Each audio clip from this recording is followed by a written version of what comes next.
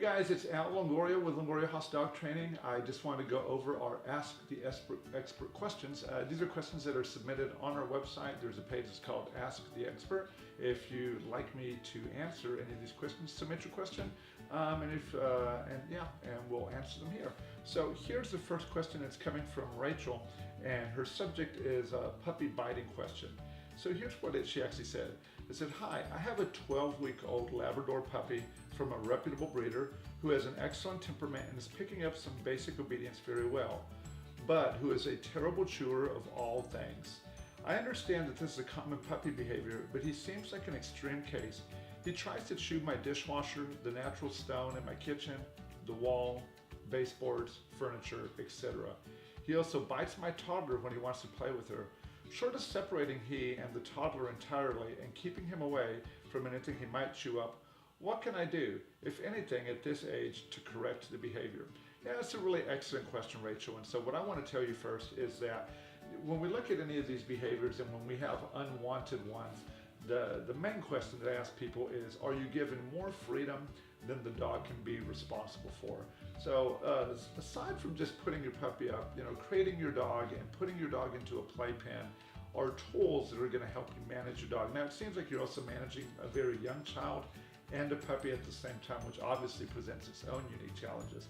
So here's the first thing that I would recommend to you. First, don't be afraid to use your playpen or your crate to separate your puppy when you have more on your hand than you can easily communicate to the puppy. The next thing that you want to do is your dog. It is very necessary for your dog to actually chew and to play with things, but you need to find appropriate things.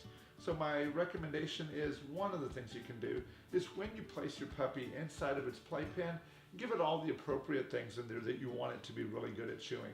One of the things that we do and what we like to train our own personal dogs is we like to help them differentiate between the things that we want them to use their mouths on and the things that we don't want them to use their mouths on. So when they're very young puppies, I don't ever tell them, "Hey, I don't want you to bite that."